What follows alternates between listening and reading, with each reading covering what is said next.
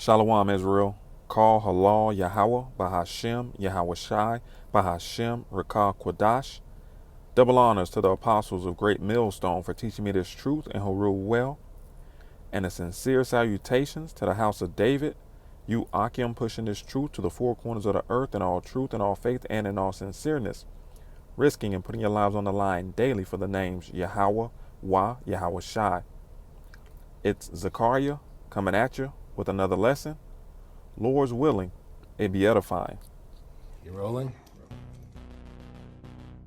What happened on 9/11 is a phony, and we've never learned the truth about 9/11. The whole agenda is to create a one-world government where everybody has an RFID chip implanted in them. All money is to be in those chips. And this is given me straight from Rockefeller himself. This is what they want to accomplish. Aaron, what do you think women's liberation was about? We, the Rockefellers, funded that. We funded women's lib. They do whatever they want to do. What we want doesn't matter anymore. It's their agenda, it's their plans that matter. They have all the money they want. They can make all the money they want. They have a machine that can make all the money. It's not about money. It's about control. It's about their vision of how they want to see the world. You hear George Bush saying democracy means freedom. No, democracy equals New World Order. I'll make a fist and squeeze the tag to the top of my skin. When I approach the device, it opens the Facebook page I set it to. Colin Cravino has a microchip implanted in both of his hands. Some people just look really grossed out. I put my hand up and I let them poke at it and they freak out. Developed in the 1950s and 60s, RFID chips, short for radio frequency identification, have been used by retailers to track packages and prevent theft. Farmers use the chips to keep tabs on their livestock. Pet owners use them to identify their cats and dogs.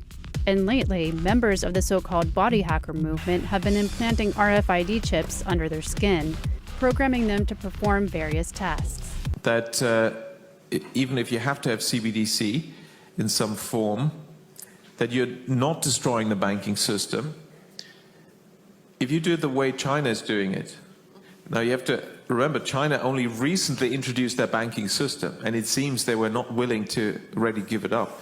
They have already CBDC. It's still a pilot project, but it's introduced, among millions of people already. But it was introduced on purpose in such a way that it would not harm the banking system, and therefore is a more truthful sort of update of the old paper money. But of course, it still has the control aspect. So at least it's not killing the banking system. The way they do this is by requiring you to have a bank account in order to get CBDC. So it's not a direct account at the central bank. It's only through your bank that you can get it.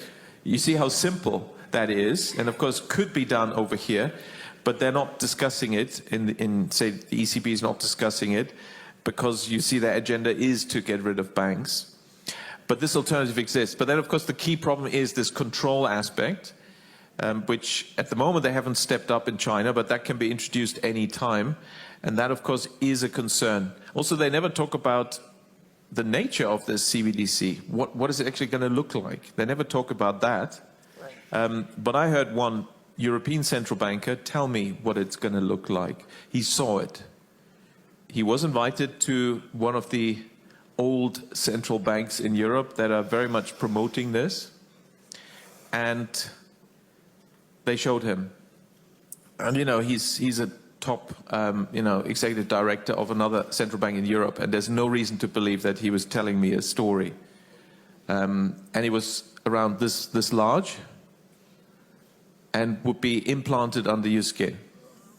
So that is the plan. Right. And of course that has other implications on top of what we've mentioned, on top of the control aspects, because that actually enters your body, in my view violates human dignity, and can be then used for, even in terms of functionality, beyond the monetary and economic transaction purposes. So highly dangerous and definitely something we have to oppose. And so using cash is one of the things we can do to make sure that the hurdle will be higher for the central planners to introduce the CBDC. In some of China's largest cities, a high-tech effort is underway to bust low-level offenders, jaywalkers. Cameras record them going through intersections, zero in on their face, and then publicly shame them on nearby video screens. It's all part of the Chinese government's new social credit system, where people's daily behavior is monitored and rated. I think it's a good thing, this woman said. It makes people more honest. But this social credit rating goes far beyond a traditional credit score, which is based on your finances. China's version factors in everything from jaywalking to smoking on trains to buying too many video games. If your score gets too low, you can be banned from buying plane tickets, renting a house, or getting a loan.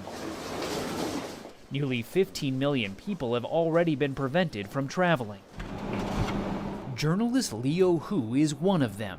He recently tried to book a flight but was told he couldn't because he was on the list of untrustworthy people. I can't buy property. My child can't go to private school, he says. You feel like you're being controlled by the list all the time. Since 2018, Amazon's been showing customers a new way to shop where you can just grab and go. It's Amazon Go. So I just grab what I want and leave? Yep. Wow, that's so easy. Use the Amazon Go app to enter, then start shopping. That's it? That's it. No lines, no checkouts. No problem. At an Amazon Go store, you can walk in, grab what you want, put it in your bag, and just go.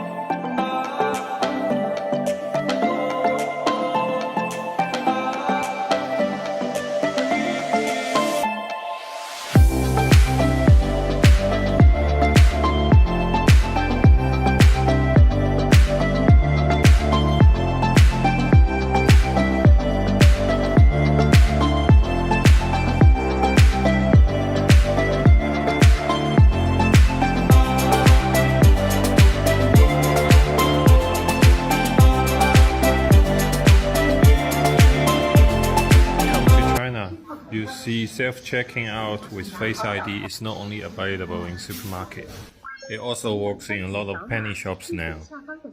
Simply just look at the camera and just click confirm. It literally just takes seconds to check out. I know scanning a QR code or tapping your phone does the same job, but this is just even better to me. So what's the reason to resist it? If you think tapping your phone to take subway is good enough, here's something crazier. You can get on a bus by just scanning your face. The only thing you need to make sure is that you've got enough credit of your own. When vending machines take no more cash, instead it takes your Face ID that links to your online account, like PayPal. What's different on this machine is that it actually opens the door and lets you browsing and choosing your own goods. And like in Decathlon, somehow it knows what you have taken from it, that you don't have to scan the goods. It issues the bill automatically as well. Life's so changed. Welcome to 21st century.